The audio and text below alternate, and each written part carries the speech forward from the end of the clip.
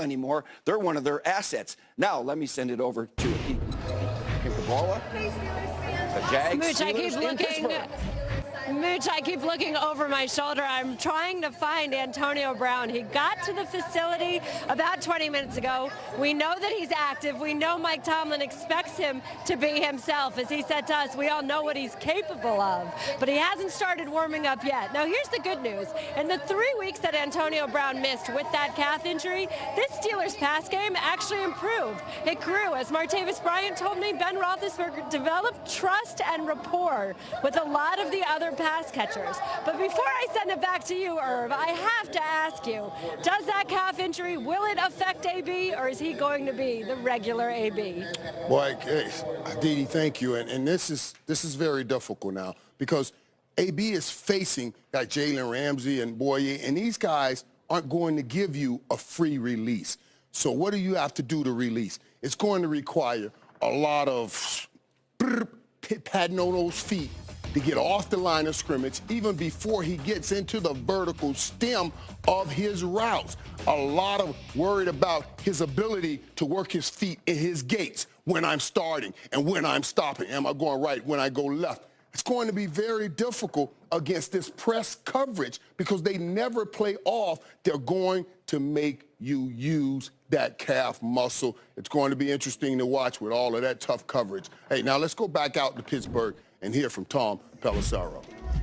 Michael, I spoke this week with Blake Bortles' old coach at UCF, George O'Leary, who took me back to the defining moment of Bortles' college career, a victory over Teddy Bridgewater and Louisville. It had not been a great day on offense. They were down 4 points late. Bortles came to the sideline and said, "Coach, we got this." To which O'Leary replied, "We do?"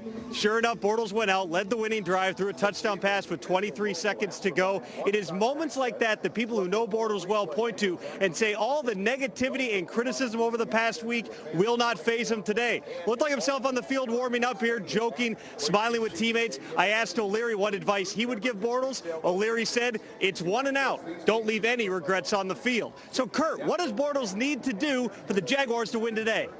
Well, I tell you what, Tom, we all watched it last week, and you're sitting there going, man, it wasn't the best performance. But what I loved is what he said after the game, where he said, you know what, sometimes you don't have your best stuff. You just got to find a way.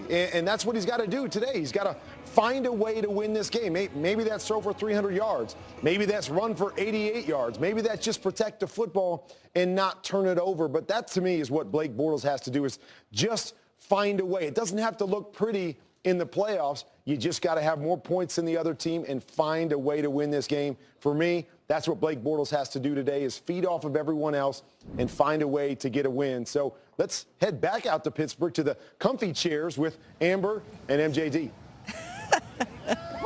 Comfy being a loose term, Kurt. Well, a lot has changed since the last time we saw you. We went from being in the ice to wearing ice. We now have the Jaguars turnover chain. We're going flaps up on the Elmer Fudd hat. It's getting close to game time. And if the Jacksonville Jaguars are going to come in here and upset the Steelers again like they did in Week 5, what will have to happen? Well, Amber, first of all, it's not going to be an upset.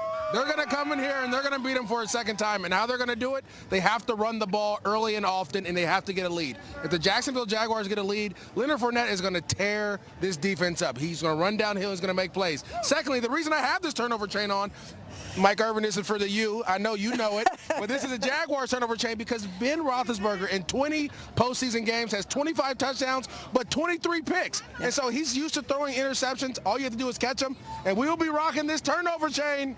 And you said this is a Jacksonville Jaguar defense that is opportunistic. We haven't spoken a lot about them, but they're the reason they're here. What do you expect from them? Well, I expect sacks and I expect turnover. You expect fumbles, forced fumbles. And you know what the beautiful thing about it is when they get the ball in their hands, they try to score. Yeah. And they know that their offense sometimes struggles. So they're okay with scoring. And like I said earlier, they like to win ugly. And winning ugly, it's tough for a lot of teams in this league. We heard Kurt Warner say he didn't play, Blake Bortles didn't play as well. But guess what? They won. And at the end of the day, they were 10-6 in the season because they won games the way they like to do it, and that's winning 10-3. Yep, and winning ugly a lot different than sitting pretty, as he is doing right now. Looks like he's straight out of a Biggie video. But let's go back into the studio. It's so cold out here. I thought I saw a Yeti just walk by. It's something you don't see in California, right, guys? I tell you what, it looks cold out there. I mean, it looks cold sitting in those chairs. It's got to be cold when you have to hit somebody like Leonard.